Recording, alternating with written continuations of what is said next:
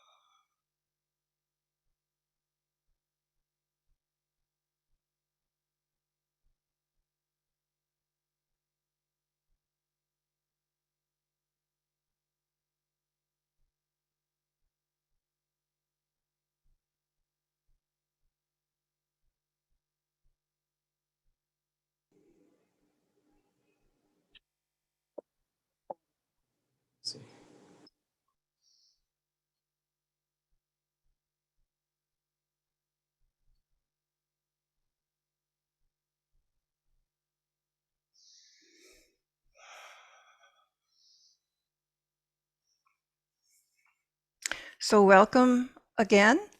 And we are very honored to have with us today Dr. Jayanti Ravi, Secretary of Auroville Foundation.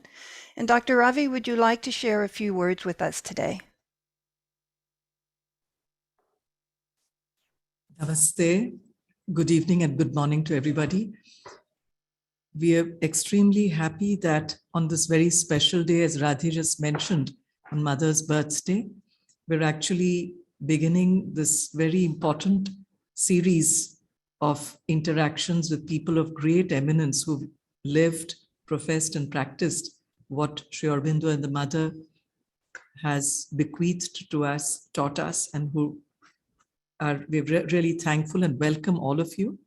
I also want to take this opportunity to share that for the first time, a humble offering at the lotus feet of the Mother is something that all of us felt on the occasion of not just Mother's birthday, but Auroville's birthday this whole week, and especially on the 150th birth anniversary of Sri Aurobindo. This is something that we all felt we could in a very humble way try and begin and institutionalize it so it can happen year after year with her grace.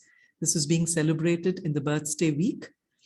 It's a special time also to reflect and dedicate ourselves to this incredible expression of human unity in manifesting the audacious dream of a divine city of goodwill and harmony. The idea is also for all of us to seek and discover the cadences of harmony in this significant moment as we collectively move ahead towards realizing the highest aspiration that individually and collectively we all have. I want to express my gratitude to all those who made this happen, especially to Sri H.P. Rama. This idea was thought of a few weeks ago, or perhaps even less than that. And immediately, with complete alacrity and enthusiasm, he responded, and especially to Radhe and Vladimir, who've actually helped put it together, and also a very dedicated team here of Dev, Sindhuja, Joel, and all the eminent speakers who have made this possible. Thank you very much for accepting this and for being a part of this very special celebration. Thank you, Radhi. Namaste. Thank you, Dr. Ravi. The Mother for us is not only a savior or a leader, she is an example of how to live our lives and how to think and to be. She is the force we all want to be turned into, serving her royal needs, surrendering to her grand powers, to be the best we can be. Auroville is the project of the Lord, says the mother. Already in 1954, she expressed the ideal for the future society in her profound document, A Dream. Quote, "There should be somewhere on earth, a place which no nation could claim as its own, where all human beings of goodwill who have a sincere aspiration could live freely as citizens of the world and obey one single authority, that of the supreme truth." And when someone asked her about her dream, saying, well, it is only a dream, she answered, quote, "Dreams of the Lord are more real than the realities of many." So to realize her dream, we all gather today in Auroville and from all over the world. We seek her presence with adoration and aspire to be worthy of her work, her love, her knowledge. So once again, we welcome all of you to this very, very, very special day and week. And we have with us today H.P. Rama, please welcome, and also our esteemed presenters, Aurelio, Dr. Alok Pandey, and Anu Legrand. As well, Dr. Ravi mentioned the team that's behind this event, many of us which will be moderators for the week. Moderators that will be joining us today or in other events throughout the week are Sindhuja Lagadesh, Joel Van Leder, Divyanshi, and Srijita Roy. And from LaGrasse Center USA, Vladimir Yasenko and myself, Rade. So again, welcome all, Dr. Ravi, H.P. Rama, speakers, and moderators. So at this time, we are extremely pleased to have with us Aurelio from Svatam, whom you all know. And Aurelio will now open our week-long program with a collective invocation. I will turn it over to you, Aurelio. Greetings from Auroville. We had a very beautiful meditation at dawn today, the city of dawn, coming through the deep and dark of the night and being greeted by an amazing mandala of flowers. I'm feeling moved actually at the onset of this week and this beautiful idea to bring our deepest aspirations together with a pragmatic sense of manifesting Auroville. I'm feeling like invoking the more rare aspect of the Divine Mother, the Ananda, to quote Sri Aurobindo, that mysterious and powerful ecstasy that flows from a supreme divine love. The Ananda that alone can heal the gulf between the highest heights of the supramental spirit and the lowest abysses of matter. I shall conclude then with a line just recently discovered from Savitri, which very interestingly mentions the city of splendid birth. I'm inviting everybody who is there and listening and participating possibly to tune in into the Bija mantra, what I'm saying of the integral yoga, which so much focuses around the Shakti and the surrender to the Shakti. The Bija mantra is basically Ma. It's the mother, calling that mother from an inner space, slowly, from a humming space, opening into, surrendering into her force.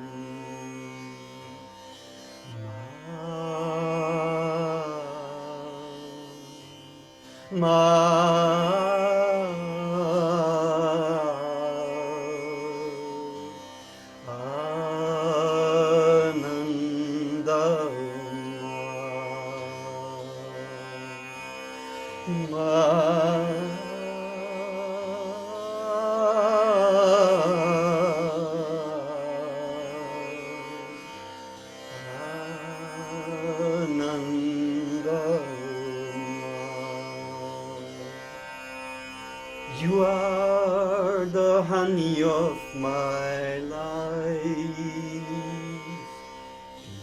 the essence of love, so sweet, so sweet, the nectar of God.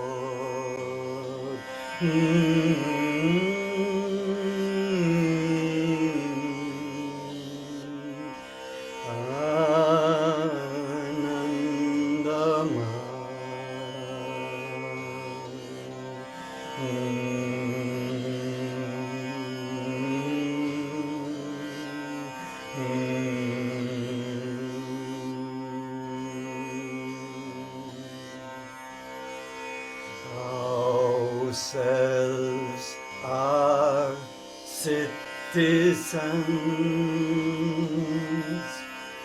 of that mother state, adventurers amidst earth's mist and fog, mud and stone.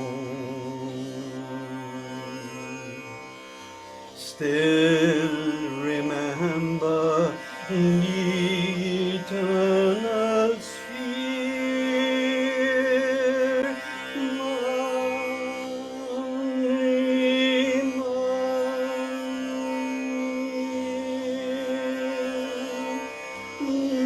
and the high city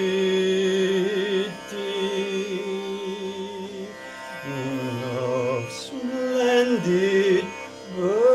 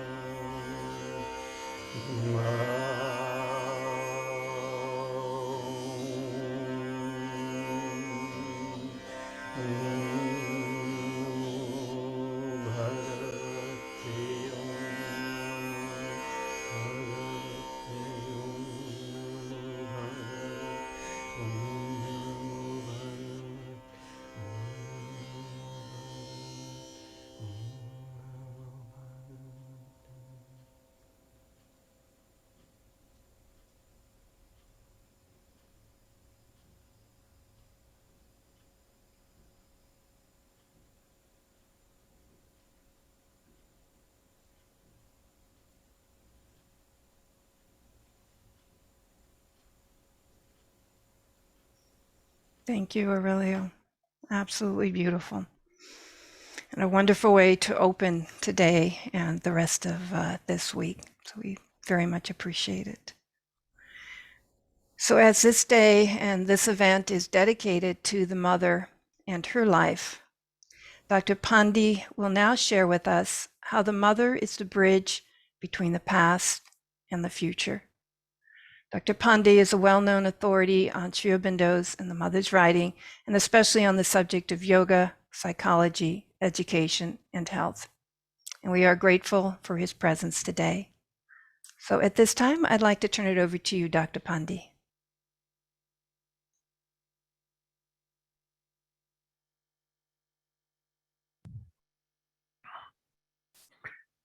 Since the time creation has come into being, or if you may like to use the word becoming, there are these three forces which are constantly acting upon it. The force of creation, which keeps on building new and new forms, names, activities, tendencies, properties, propensities. Then the force of preservation, which tries to keep, it rises to a point, this creation goes to a point, and then it's preserved.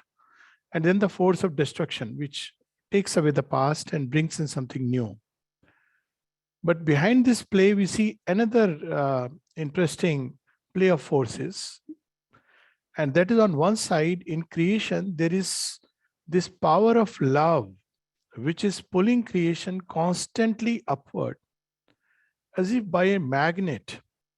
That magnet, of course, is Ananda, which runs as a sap in the very veins of creation, is constantly drawing itself up, up, up towards some grand culmination, supreme consummation, if you like to call it. And what that supreme consummation is very easy to understand if we take it that this creation is an act of the divine in its origin. Then the supreme consummation has to be that this creation has to become divine. It stands to logic. And in fact, this is the only logic, because if we say that there is nothing behind creation, then creation would not be. So there is this consciousness which is embedded within creation, is carrying it through a power of love toward the grand consummation, which is a divinization of each element of creation.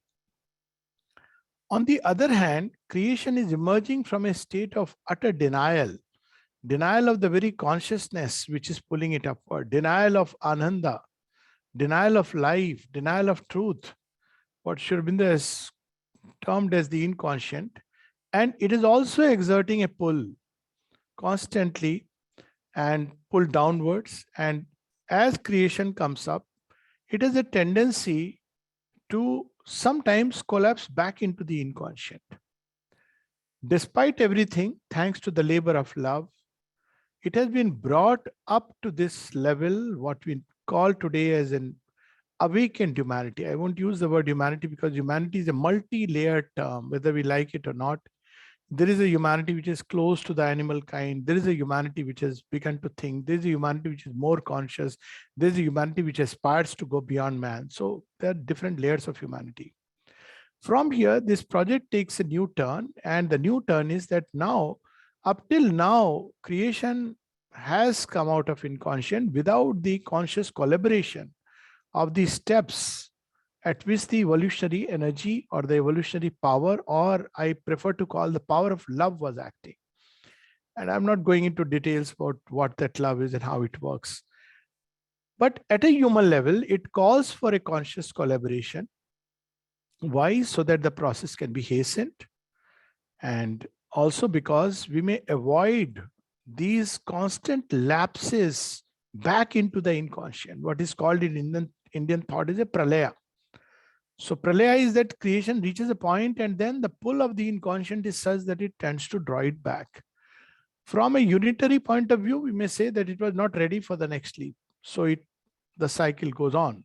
But each time when creation emerges from the pralaya, the recovery is much faster. Now, in this whole process, there are some critical turning points, some crucial junctures.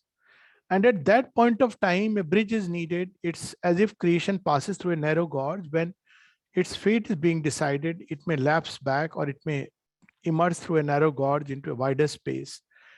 And at that point of time, the divine himself takes a human body, which we know is embedded in a line of spiritual thought in India, which is the avatar. This thought is there even in Christian mysticism, but it has been lost.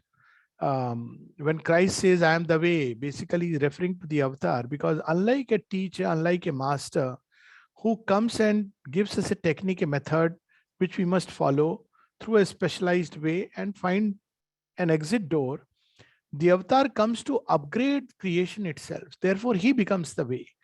And he becomes the way also because when a working has to be done in the very material field, so all evolution is on the basis of matter, and it is known as manifestation.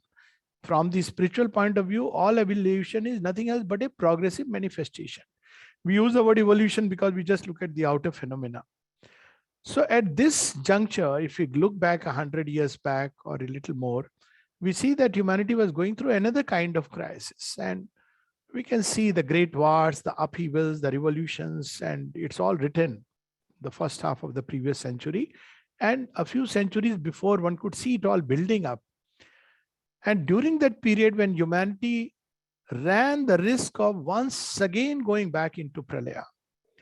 And we know about the Second World War and many other things that were happening at the same time. That is the time when the avatar comes and he takes humanity through that little narrow gorge towards a new creation. This is the first task of the avatar, to steer humanity through this crisis, which outwardly looks like a crisis of events and circumstances. But one of the things that Sri Aurobindo beautifully reveals to us, both at an individual level, collective level, at Auroville level, at the world level, all crisis, which looks like a crisis of events and circumstances and situations, is at its bottom an evolutionary crisis. It calls for a leap in consciousness. And there are those who take the leap, and there are those who don't take the leap. Now, if those who take the leap, though that humanity which is ready, it transits from one zone into another. That's what the avatar comes to do. So, and this leap is not just in the inner consciousness. This leap is also in the very body. It's a leap like from animal to man. So the body itself begins to respond to higher forces, to the spiritual forces, with immense implications. So the avatar of this age, the last avatar, as the mother called him, and as is we find narrated in various Indian scriptures, the Bhavishya Purana, for instance, are Sri Aurobindo and the mother, who have come to take evolution one step further. And that step further may look like just one step, but it's a radical step further. That one step is, on one side, it can be simply spoken of as mind to supermind, man to superman. But what really it means is that mind is a divisive consciousness. It looks at things from an either or perspective. Things have to be either this or that. The mind, because it is divisive, always creates inseparable gulfs. The last of the gulfs is between matter and spirit, world and God. So when we turn to this world, we lose God. When we turn to God, we lose the world. This has been the story so far, because mind cannot. When we try to take to spiritual life through the mind, then we reach a door where mind tends to enter into an impersonality, vast impersonality. Call it Brahman, whatever we want to call it, the static poise of the divine. And when it comes back to the world, it doesn't know what this world is about. It's an illusion, probably it's a nightmare or some kind of dream. And then it sees it's not a very, it's a dream which is into the making of, beautifully how Radhaji just now said, it's a dream, yes. But whose dream is it? Who is the dreamer? So we don't go into that. We just see the dream. It's dream, something is making. And we all carry the dream, actually, the dream of the Lord. It's the dream of a perfect world, the dream of an ideal world where everything is beautiful, everything is true, everything is full of joy, everything is embedded with the instinct of harmony, unity, freedom. But when we look at the reality check, the dream appears to have gone awry, and we tend to look for an exit door. This is what has been the story of man so far. But for the first time, the mother says, no, this gulf can be bridged. This dream has come to a point where it can be realized. It is ready to precipitate into the outer physical life of man. And then she asked a question, a very interesting question. Are we ready? Are you ready?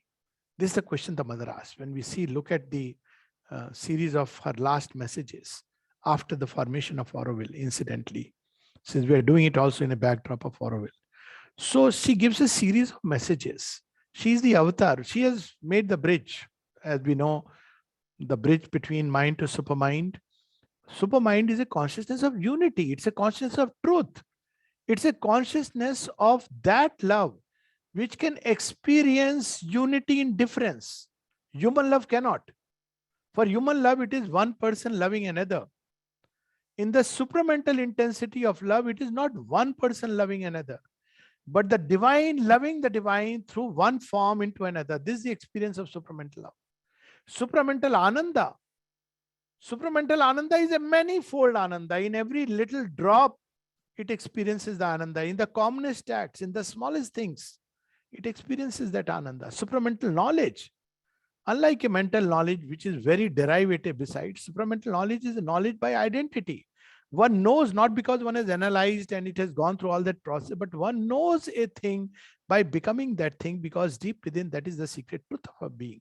So what does the supermind do? It automatically reveals the divinity which is embedded in creation, and to come in contact with that divinity, it brings out our own divine self. One of the first effects of the supermind is that it quickens, as it were, the emergence of the psychic being more openly into the play.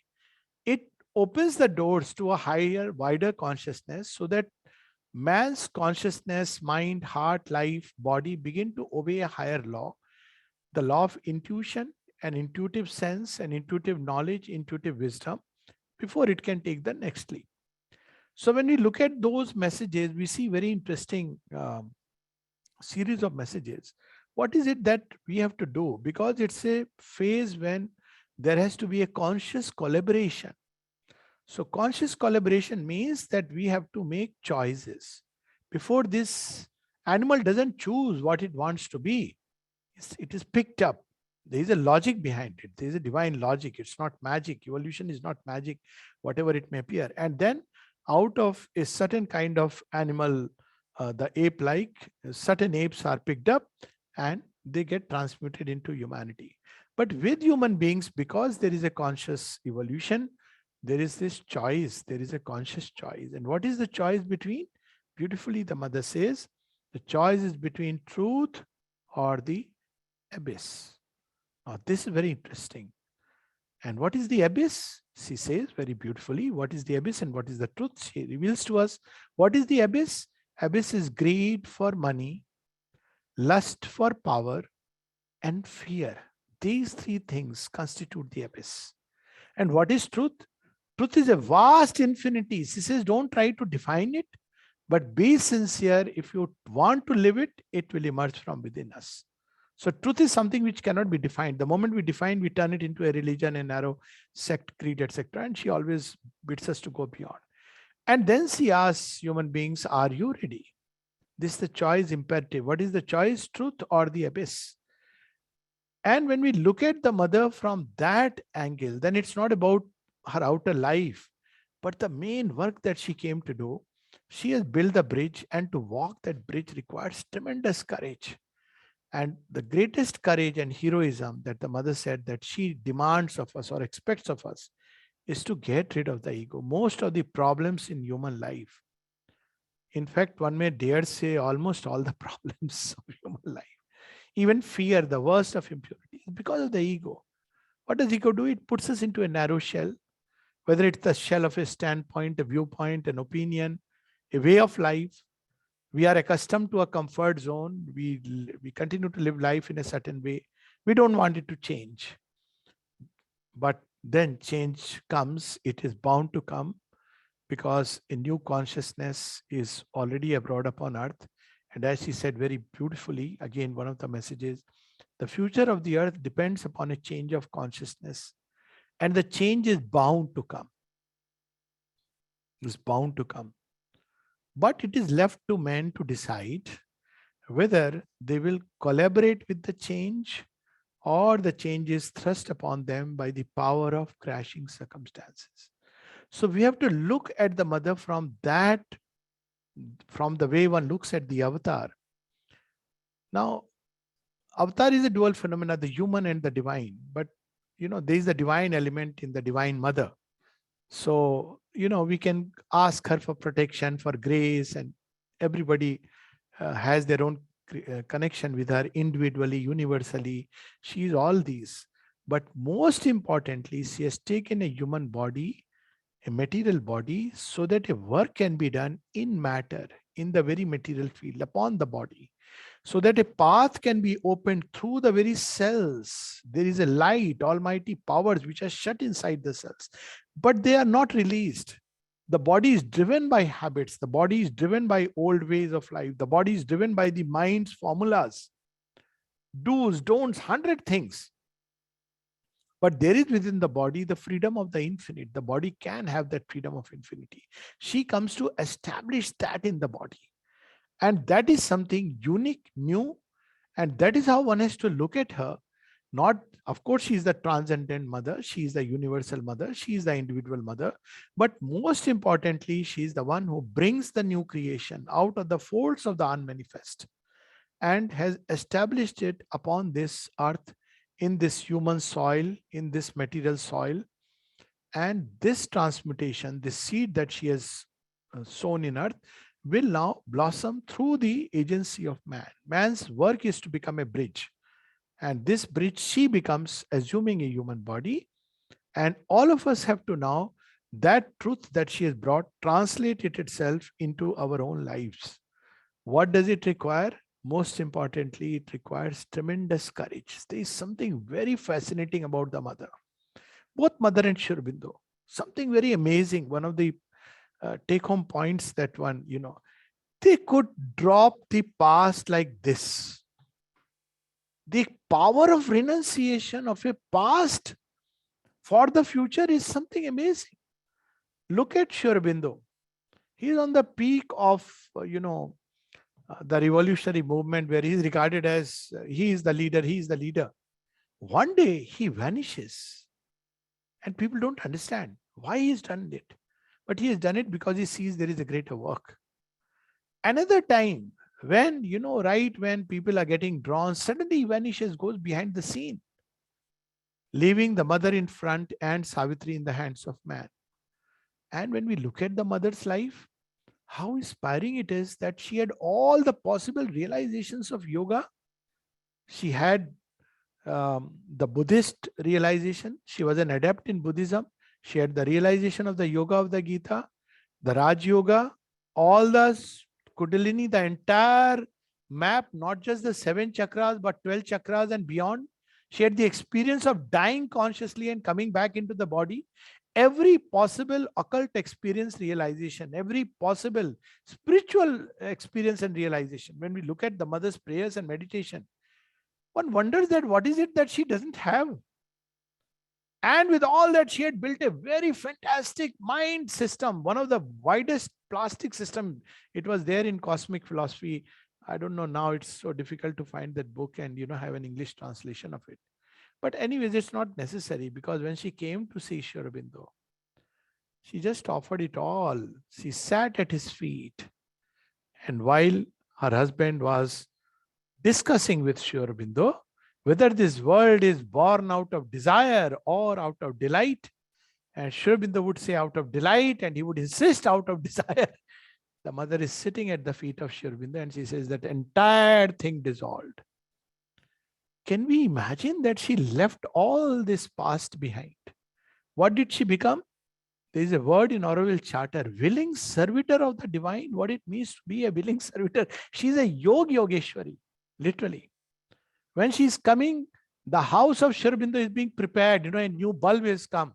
And people are asking, who is coming in? There are whispers. Some great yogin from Europe. Europe has yogins also.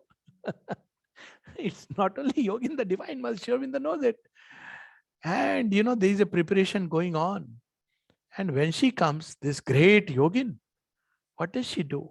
She teaches the Indian disciples how to be in front of the Guru. Sign of the age, intellectual age. Many of them would sit in front of Sri Aurobindo with their feet on the table. Even with mother, Amrita says that, when he would talk to mother, they would be reading yogic sadhana, and if somebody saw them sitting on a chair next to each other, they would wonder who is teaching whom. And yet, by her own example, what was the example? She started sitting on the floor. She would clean her own room with broom. When the sari was torn, she would just patch it and wear it. And she would make no fuss about it, no bones about it. What work she was doing inwardly, that one can know now, thanks to the prayers and meditation, which she was not keen to publish. We have one experience and we talk about it. Fantastic. All our lives, I saw this, I had this. Divine Mother has every possible experience in a lab. Just go through a prayers and meditation. That's a autobiography. Minimum. There are much more. 4/5 of it is burnt away. And one wonders, with all these experiences and realizations, but outwardly, she is leading the life of a very normal, regular, ordinary human being. This is the sign of greatness. And in that state, when she comes, how she faces the past, not only inwardly, even outwardly. Coming from Paris and Japan, when she comes to India, starts living in a small little room, no room also for years, decades, she didn't have a room for herself. And she would not say, oh, it's so hot in India. Why? Because she wants to serve Sri Aurobindo. Claiming nothing. You see, what is she written in Auroville? She has basically said about her own life, the way she has lived. I belong to no country, no civilization, nothing. Whom do you belong to? I belong to the divine. I don't speak on behalf of anybody, but on behalf of the divine. Look at that way. She is, when it is written, Auroville belongs to nobody in particular, but to everybody. It belongs to the divine. So she lived her life like that, belonging to nobody except the divine, whom alone she would obey. And that is how one becomes a servitor of the divine. No country could claim her. No civilization could claim her. No culture could claim her. She belonged to all these, and yet she transcended all this. So when she says this is the way, by her own life, she showed us how to renounce an immediate gain for the sake of a larger good, for the sake of a truth that we can see before our eyes. This is her way, to renounce the inner, all the so-called knowledge that we talk about, experiences, everything for the sake of nothing for herself. When we look at mother's life, another thing that strikes it, that nothing for herself, even a room, as I said. Her room was made in somewhere, I think, 1952 or 54.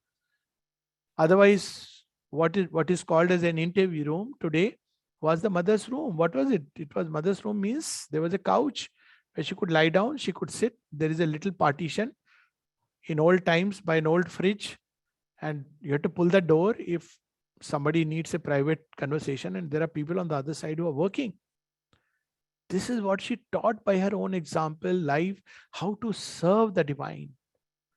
Looking at the samadhis, she says, I don't want to be worshipped. Let them worship you. But for me, I have come here to serve and work. And that's why she says two very interesting things that the mother said, which her own life was an example, wonderful example. She says, the more I grow in the yoga, the further I go, I find that it is through work that Sri Aurobindo's yoga can be done best. She says that the more I grow, of course, there is a logic behind it, but I'm not going into that. Through work that Sri Aurobindo's yoga. And then another place she says, who can understand Sri Aurobindo? We may read books, we may give talks, but who can understand Sri Aurobindo? She says his teaching is vast as the universe. He is as vast as the universe, and his teaching is infinite. It's very interesting. When I had read it, I just wondered, she's saying teaching is infinite and he is vast as the universe. And then I realized the deep, profound truth. This teaching, the moment we try to put it into any slot, we have lost it. It is infinite. And he is as vast as the universe, is the very body of Sri Aurobindo, which contains the whole universe within him. I have wrapped the wide world in its wider space. So she says that how to understand him? She says the only way we can come a little closer to him is to love him and to give ourselves unreservedly to his work. So these are the two beautiful points that he showed us: to love the divine embodied in Sri Aurobindo and the mother. She would never say love me. She like that. That Sri Aurobindo had to say turn to the mother, and to serve the divine. There is a very beautiful prayer of the mother where she says, O Lord, I ardently aspire to know thee. But it doesn't end there. She says, to know thee so as to serve thee better. The more we know the Lord, the more we love him, because we realize that his love is beyond anything our human consciousness can imagine. And the more we know him, the more we can serve him better. Without knowing the Lord, we can still serve, but more often than not, we are likely to create more mess. Human beings have been doing that all the time. So this is a life and so much more. Let me close with this message today, which we received from the ashram, which is like a very concise biography of the mother. Some of Sri Aurobindo's, Mahavakyas are like that. So someone asked the question to Sri Aurobindo, when the moment mother um, comes as the leader of the human march, not just of the ashram, but leader of the human march, Sri Aurobindo stepped behind and said, she is going to lead humanity. After all, who were there in the ashram? Representative humanity. So the moment she came, Sri Aurobindo writes a letter in perfect identification, not a letter, but a note. I am the Shakti of Sri Aurobindo. It's a whole note. And then at that point of time, that in response to queries, this number of letters came, which are now compiled as the series of 6 letters, The Mother, which is the first book which came out after the Arya. And it's so amazing that one suddenly feels a wide uplift. In Arya, we have the divine Shakti and all. Suddenly we have the mother. And people asked, who is the mother? So one of the questions was about the mother, transcendent mother. Our mind spins like that. Oh, it's okay. We are invoking the mother. Mother worship is not new. Everybody in India knows about Shakti. So what is the big deal about mother whom we know as her name as Mother Mira? What is so special about her? And here is this letter of Sri Aurobindo, which is given as a message. There is one divine force which acts in the universe and in the individual, and is also beyond the individual and the universe, the 3 levels of being. All the Shakti within an individual, breathing, heartbeat, eating, digesting, walking, talking, listening, seeing. That Ken Upanishad, that we see through that, we hear through that, we think through that, understanding, feeling, willing, all this Shakti comes from one divine force. There is no 2 divine forces. Is it only within me? No, it is also universal, everywhere. What about the evil? Well, with man, this choice came up. He can choose either to be with the forces of retrogression of the past. That's what evil is. Or he can be with the forces of ascending evolution, that's where the good is. Good and evil are fixed things. A standard which was valid in the past becomes invalid as we move towards the future. So that's what was good at one point of time becomes evil. And there are plenty of examples of that, but not going into that. So universe, it is her power. And whatever enters into an evil tendency, she ultimately withdraws that from the universe and cleans it up. But she is not just individual and universal, she is also the transcendent Mahashakti who brings the Ishvara out of the state of, what shall we say, beyond being and non-being. Parabrahman. She brings the Ishvara out as Sachidanand. So she is that individual, universal and transcendent. The mother stands for all these, all 3. The mother stands for all 3, but now comes the important qualifier.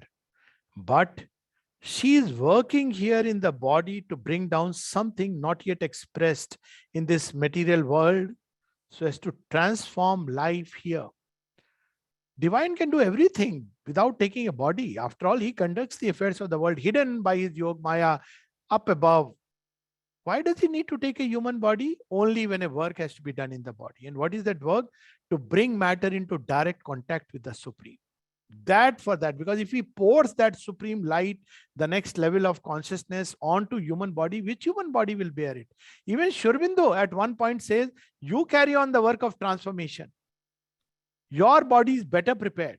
So the body of the divine, when it takes the avatar, is prepared in a special way, because it has to bear the impact. It's a conscious birth. That is the difference between an evolutionary process and an involution of the divine taking a human body. When the divine assumes a human body, it's a conscious process. The entire universal nature prepares the body in such a way that it can be prepared for the next leap. That's how she describes as a child when she would want to cross a 15 feet long hall in one jump without running from behind. She does it almost with just one tiptoe at somewhere in the middle, and the next leap she's away. Because the body was prepared by those elements of nature. But yet it is a human body. So she has taken a material body. Often people ask, at least for me, it is like that. Divine is wonderfully supreme, everything. But the divine become human is the mystery of mysteries. He is, if I may say so, greater than the supreme, paradoxical. But it is true that the supreme becomes greater through his own creation. Manifestation takes place. All that is hidden inside him, or it or her, begins to take shape, and thereby he rediscovers himself through countless ways. So the avatar is regarded as the mystery of mysteries. And that's why in India there is a entire line. You may talk Vedanta, you may do everything and all the things you may do, but in the end people worship Rama and Krishna and the avatars, because the divine become human. So she says he says you must understand that she has come to bring something in the material world which could not be without her. Supreme can do it, but he has to take a human body to do it. Otherwise it cannot be done. And then he says, it is so that you should regard her as the divine Shakti working here for that purpose. At one place, the mother says that nothing else is worthy of Sri Aurobindo's help except to take up this work of transformation, to call him, to change us from the human animal to a divine humanity of tomorrow. And that too not for any egoistic reason, but so that we can serve him better. She is that in the body, but in her whole consciousness, she is also identified with all the other aspects of the divine force. When we pray to Durga, the prayer reaches her and she responds. When somebody calls that mother, I am in distress, her universal consciousness spread out everywhere. And Sri Aurobindo said this. They said, mother is helping all these people. Does she remember? She says, then her brain will be cluttered. It is there in her universal consciousness. If she wants, she can recall it. There are countless examples of that, but not getting into it, make it too vast. In her universal consciousness, she is anyways acting upon the world. But in the body, she has taken form, assumed a human body for its transmutation.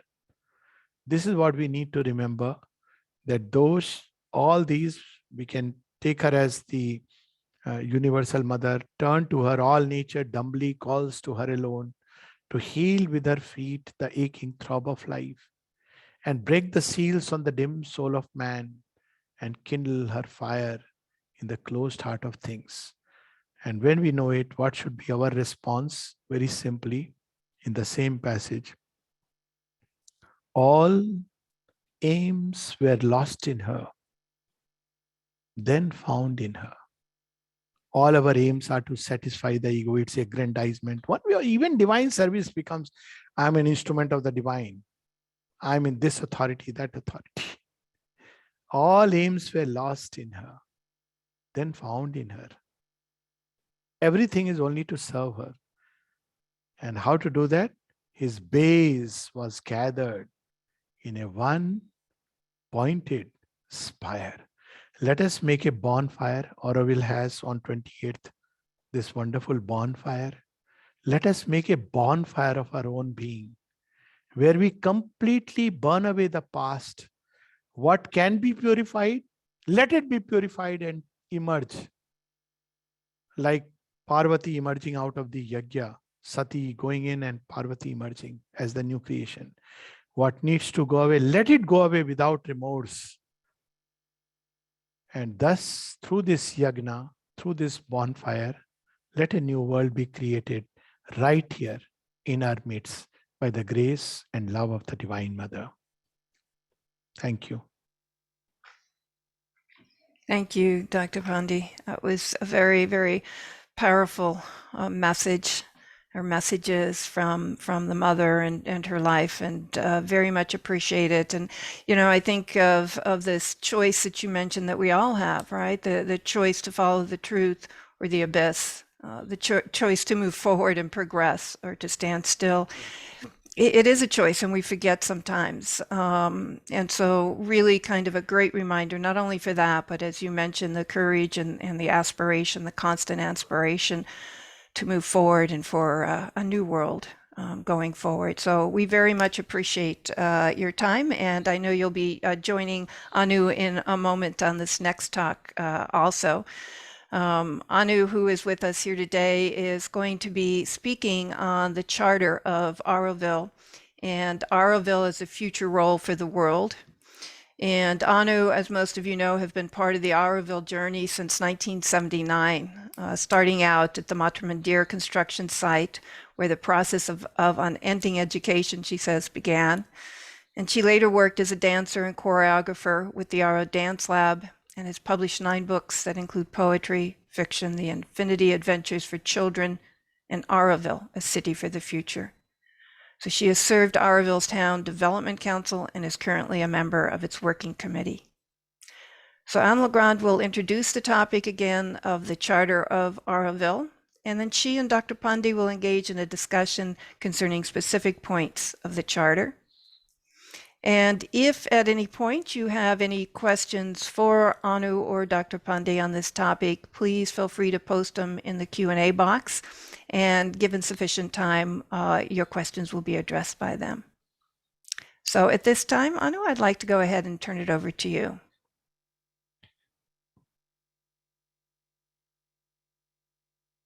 Please unmute yourself.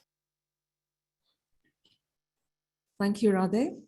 And first of all, I want to thank Dr. Alok Pandey for that marvelous introduction and, the exposition of what the mother means in this world.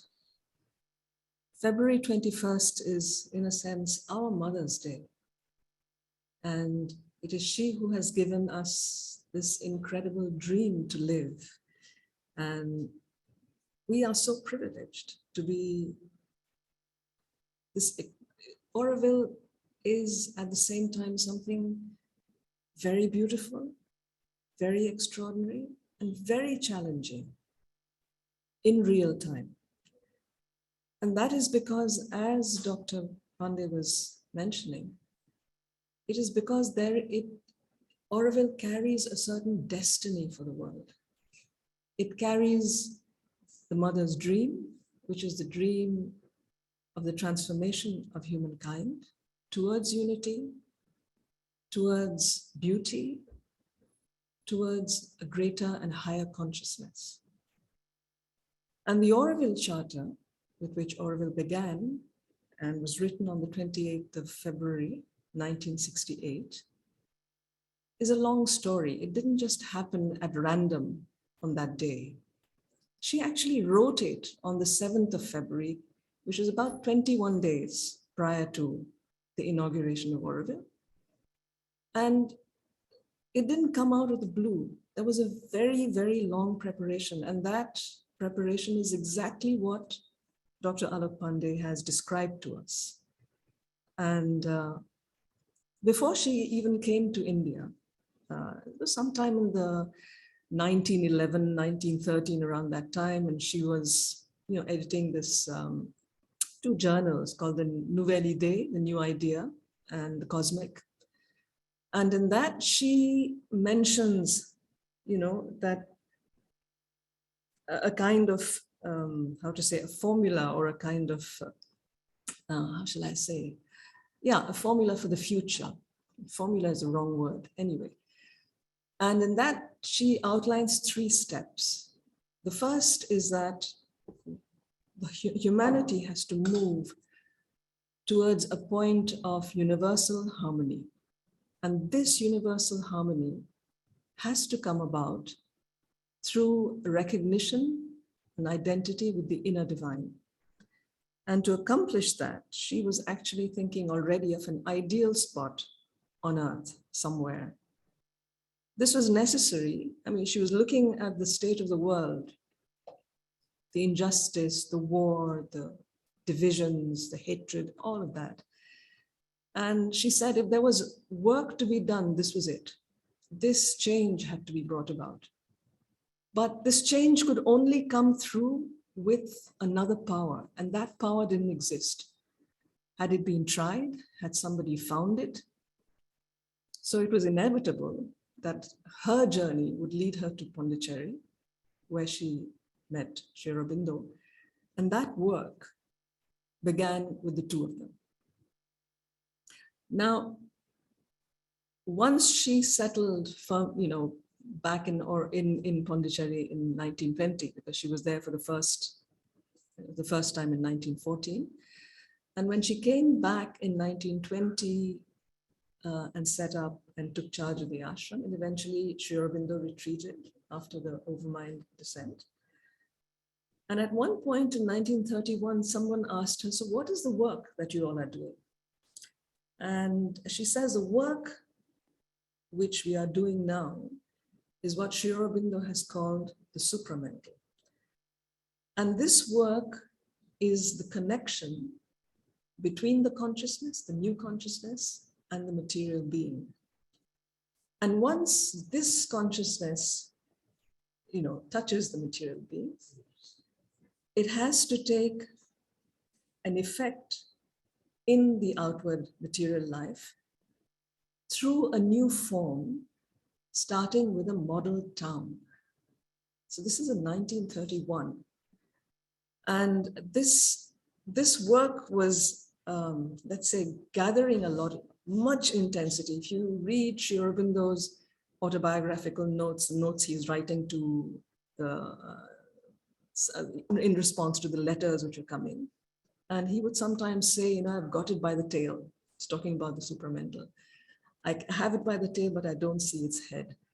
And they were actually waiting for this descent to happen. But then what happened is that the Second World War intervened. And somehow their entire attention went there. And he said, if the totalitarian powers win, then there's no hope for this descent to happen and for the evolution of the world and of humanity to take place. So this has to be taken care of first. It has to be moved out. So we don't hear about any plans for the city for a long time. And then in 1954, the mother is talking about new forms are needed to manifest new force. And she writes the dream, the same thing that Radhe read out. There should be somewhere upon earth a place. So in 1956, we know about the descent of the supramental consciousness. What is interesting is that up to then, the city was not spoken about. It was going to be based on the consciousness. So as soon as that happens, we hear of her starting to look for a piece of land. Where can I place this ideal town in an ideal country? And then the land is found. And then the first thing she does is to look for an architect. And she gives him the description of her vision. She gives him the outline. She keeps working with him until she is satisfied. And that takes another 3 years. So that is the point when the charter is written.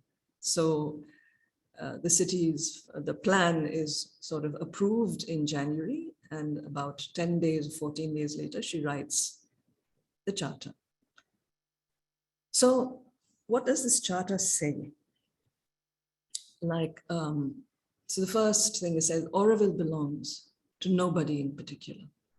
Auroville belongs to humanity as a whole, but to live in Auroville, one must be the willing servitor of the divine consciousness. So that is the little catch which all of us have to understand, and which Alokji so beautifully explained. The purpose, it's actually not even a condition, it is a purpose.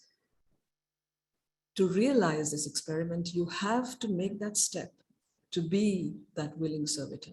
That is almost the key. Because one is in front of not something ordinary, not something mundane, but one has to deal with this consciousness. And only then is it possible for it to contain, and for all of us who are here to contain the whole world. The interesting thing about that first line, to be a willing servitor of the divine consciousness, is that actually it is pointing to a kind of governance. Who governs Auroville? Ultimately, it is the divine. It is totally in the hands of the divine. You know, we have in the world there, because most cities are not born with a charter, but Auroville is.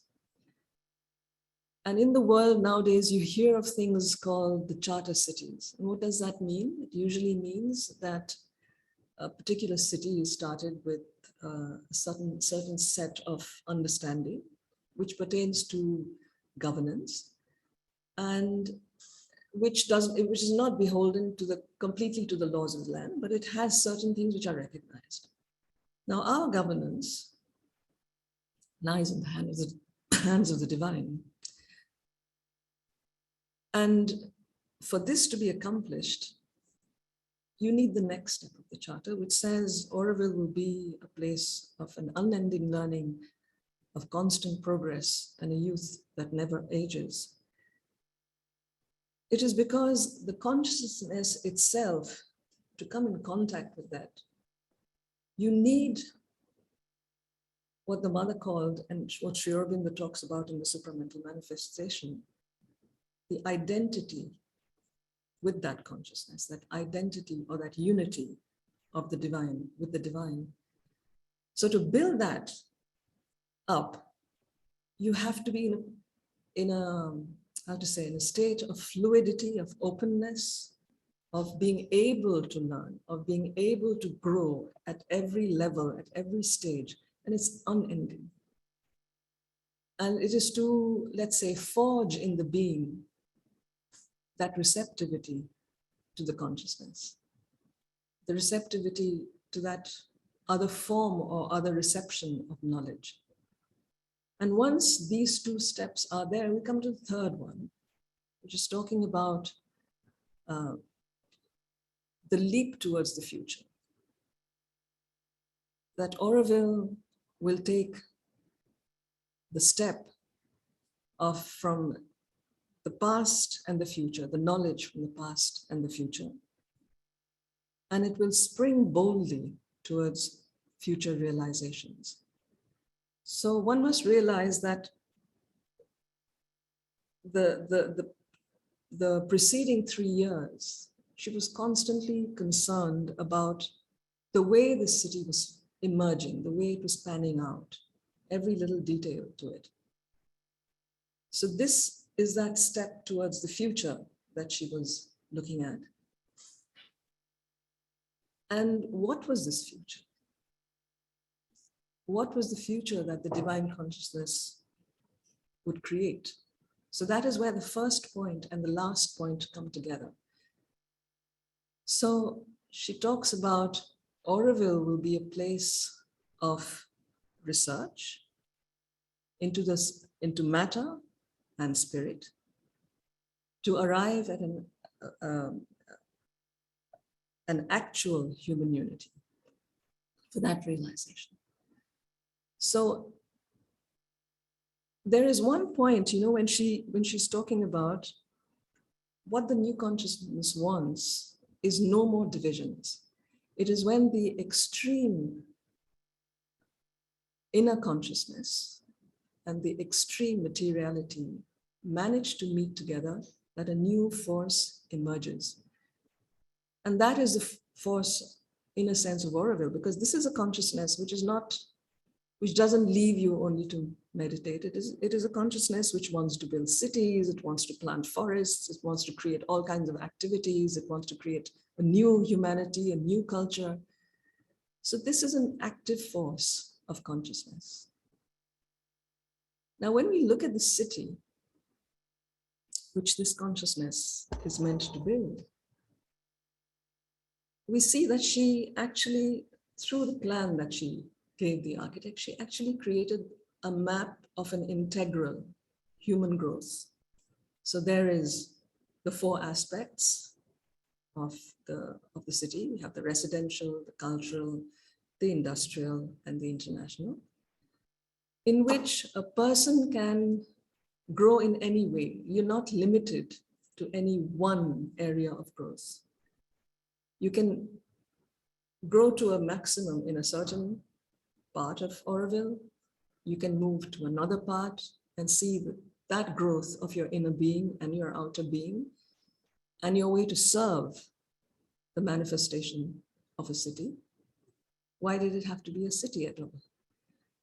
That is also a very interesting point, that when we look at the inauguration of Auroville, you have this charter being read in all the languages of the world and of India. And the earth of all the different states and the different countries of the world poured into the urn, and inside the urn, they all mingle with the Charter of Auroville.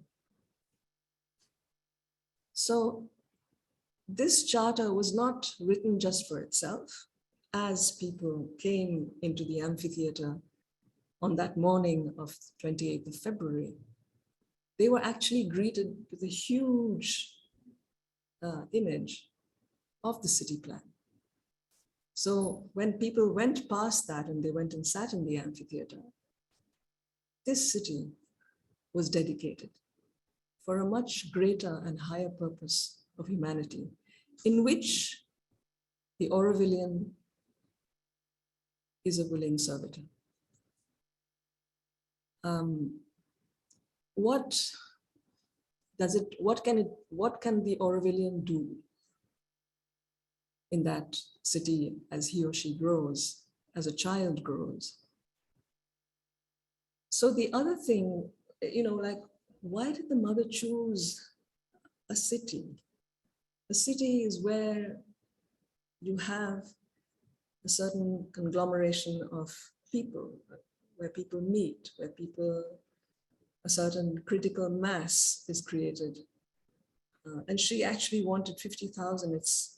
I found that very interesting. She said 50,000 would be like the critical mass, which would be needed to work on all types of human beings. So that message which we have for today about the mother, which Sri Aurobindo wrote, she had come here to manifest that body. And this is a work which is being done. The body for the soul, literally. So let me just say that the difficulties are there,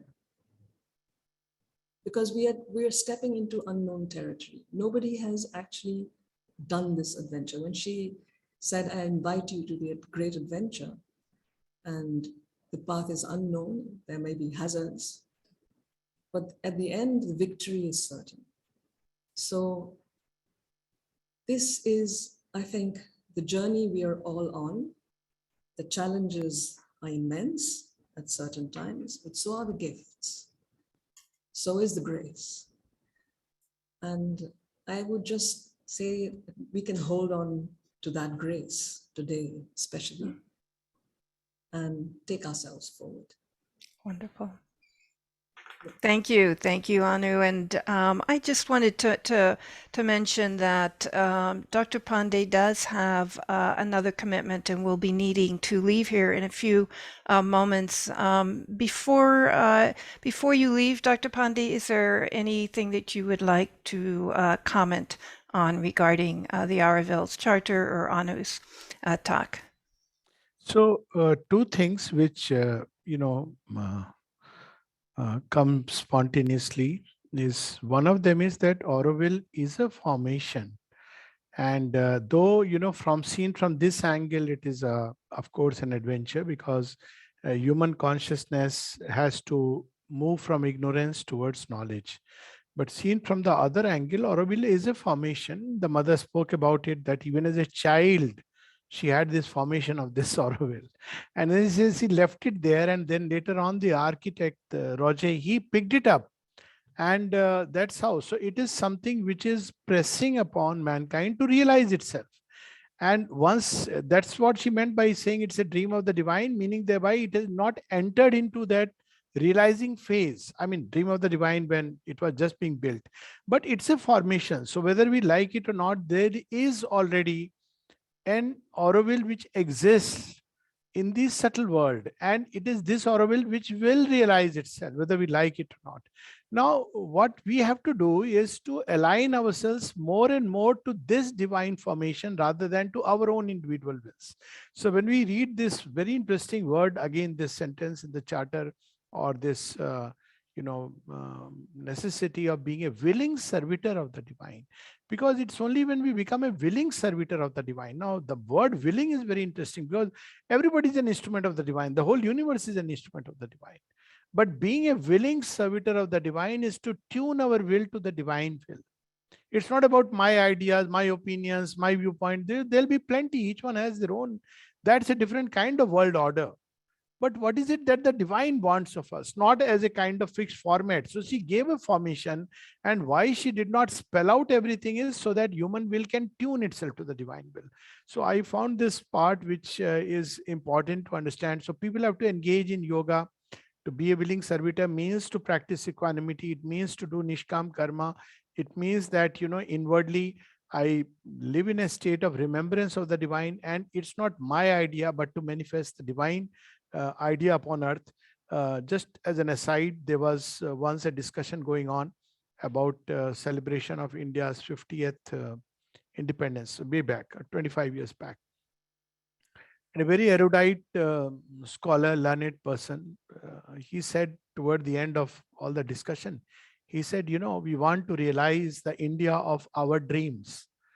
And I couldn't help but correct him. And I said, correct him in the sense that, sir, we want to realize the India of Sri Aurobindo's dreams. However high my dreams may be, they are still human dreams. So I can align my dreams to the divine dreams. So this where the trick lies, that I dream what the divine dreams. So that would be wonderful. But it's not about me and you or X or Y, but the divine dream. Not in a kind of despotic way, though the divine, as the mother said at one point, is a benevolent dictator. So this is one part of it. Second part, which I find very interesting, is about the whole idea of democracy with which human beings have toyed in the rational cycle. So the mother describes a very interesting vision where she sees Sri Aurobindo playing with the ball, and the ball has become very worn out and old. And then Sri Aurobindo smiles like a child, tells her, this has grown old, can you get me a new one? And the mother says, smiles and says, this ball is democracy. And if read through all this charter, she has further and further explained, because when she said Auroville belongs to nobody in particular, but to humanity in general. So people had this idea initially that human beings can come and do anything which they like because it belongs to humanity. But then she had to introduce this, you have to be a willing servitor. Humanity itself belongs to the divine. The earth belongs to the divine. So this second aspect was she gave this idea of a kind of, I think it was mentioned very interestingly, about a hierarchy, the true hierarchy. It doesn't yet exist, but it is going to come into being. She said, as the new consciousness grows, a true hierarchy will come. And it is not an arbitrary structure. It's not a man-made structure. It is not based on anything which is outward, but it's the true inner hierarchy. And who are the people who are ready for true governance, who are completely inwardly like a sannyasi? They are not attached to anything, not even to ideas and opinions, but to something much vaster. They are open to that vaster, luminous inner plastic guidance. That is the second part. And the third thing which I felt very interesting when I think I don't mind, being very clear on certain things. When all this thing was going on about Auroville city plan and all this, so obviously you can't remain completely outside the whole thing. So I just have been asking this, that is this kind of like dynamic rays part of the original plan? Leave aside everything else. But very simply, it is a yantra. It is, like a symbol. And this symbol is like the rays of the divine dynamically going around. It's, if I have to use a mystic symbol, it's Sudarshan Chakra. And if I have to use a material symbol, it's galaxy. Now, these formations, I spoke about the formations and this kind of a whirling spiral. this is a divine action. Symbols cannot be distorted. Like when Hitler had distorted the symbol just a little, it would have been a human being. Even now people say that it's nothing but a swastik. Many people thought that he is doing nothing, he's making a swastik. He was not making a swastik, but by little bit tweaking it, it became the sign of an adverse force. So when as human beings, I would say only one thing: we are playing with immense forces in this creation, which have come into, which have started pushing human beings, because now Auroville means that there will be an end of the possibility of war. And I see this conflict in, Auroville, ashram, the larger groups in mankind, as the forces which are trying to once again bring back the old reign. See, that's how, world comes on the brink of war. And what is the way to really avoid it is to help in the building of Auroville. How to help in the building of Auroville? It's not those man-made structures. It's not by the human mind and its limited intelligence. But there is a by and large a basic plan which is given, thankfully, to us by the divine. And then from there, we have to tune our consciousness, renounce our own little, selfish interest, our little viewpoints, opinions, and then we have to participate in this great adventure as a collectivity. When people differ, there are two ways to arrive at a unifying point. One is to reach such a apex of consciousness where we can find a synthesis. And the second is by tuning ourselves to the original, to the center. That center is the divine. The city that needs, it's not about me, that person, this group, that group. It is the need of the city. It's about humanity. It's about, divine manifestation in humanity. So these are some of the things which come to me spontaneously from the Auroville Charter, that this plan of Auroville is a yantra. It's a formation. It's a like mother symbol, and one cannot, really play with the symbol, because it means one is pushed by the forces of a certain kind. And I must say that while we as human beings may not understand their impact as of now, but even unwittingly to become an instrument of something which is distorting something which is divine is very dangerous. I can only quote this instance that while Subhash Chandra Bose, the great Indian leader, nationalist leader, he was shaking arms with Japan and Germany. People were so happy. Look here is come the Redeemer, who is going to save India from the British. What did Sri Aurobindo and the mother had to say about it? He said he is bringing in the adverse forces right into the heart of India. If Nazi Germany from one side and Japan from the other side had to invade India at that point of time, it would be finishing our work or pushing it back by 10,000 years. So we must be very, very, very careful which side are we really, standing, and which side means that basically on the side of not right or wrong, but on the side of the divine, being a willing servitor to execute the divine plan, to fulfill the divine will in man. In this alone lies divine's, human wisdom, ultimate human wisdom, and in this alone lies safety and the smooth journey in this great adventure. But if we take the other course, wherein we are just worried about our own little things, our ideas, viewpoints, opinions, and not what the divine has planned and willed for man, then we are basically meddling with immense forces and creation. That's all I can say. And we should be very, very careful, individuals as well as groups, men, countries, continents. The choice is imperative: truth or the abyss. So one should live by that truth. That truth she has revealed very clearly. I had no ambiguity when you read what she has spoken about Auroville. The question is whether we are ready to live it or not. That each one has to answer within oneself. Yeah, this is just my little. Thank you, Dr. Pandey. It comes back again to the choice that you mentioned early on for each of us. So thank you so much. I know you have a previous commitment. We are so appreciative of you being here today and sharing with us the mother's life and her messages and your thoughts. So thank you. Thank you. And Anu, we are coming to a close on the program here, but would love if perhaps you could just say a few more words about this charter. We do have one question here that perhaps you could address. The question is, can you shed some light about what an Aurovillian's schedule is? Thought I read substantial time should be devoted to growth of consciousness. If that's something you could maybe address or comment on. There's no separation with, life and work and the growth of consciousness. Actually, it is through work, through action, that the mother spoke of that she felt that she didn't believe that there was any separation. And it was through work, through action, that the consciousness would have to grow. So that is also a level of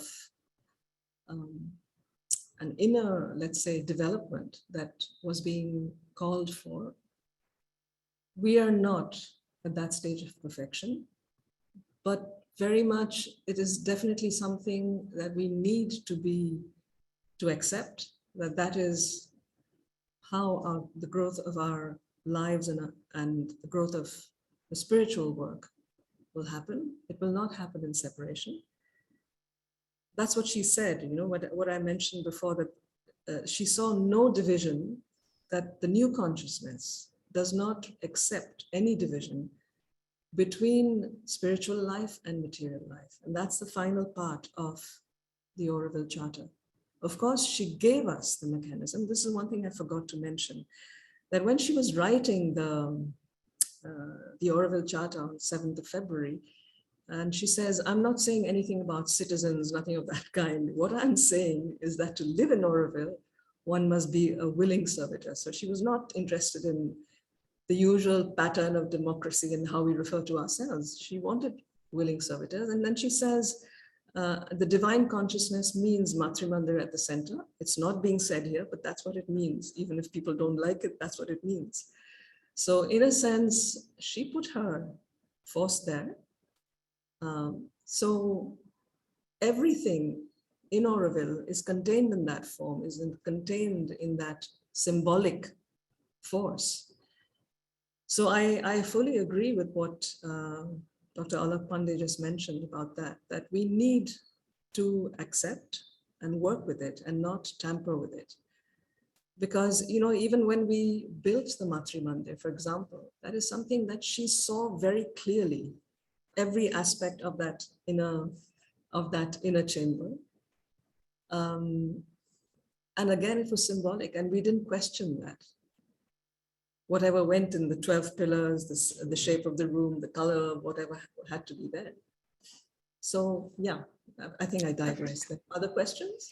Yeah, well, I think what we'll do at this point, because we are coming pretty close to the close, we have other questions. But what we would like to do is go ahead and catalog those questions. You'll be with us the rest of the week.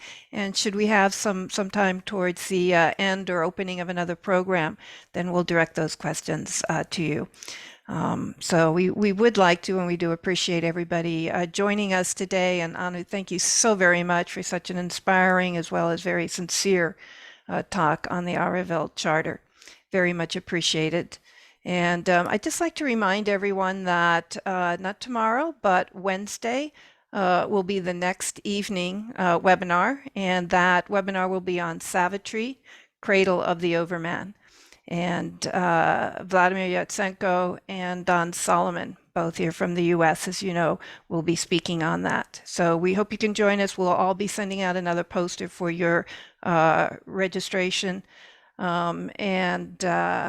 will like to, please stay with us for a few minutes. We would like to close with a group meditation.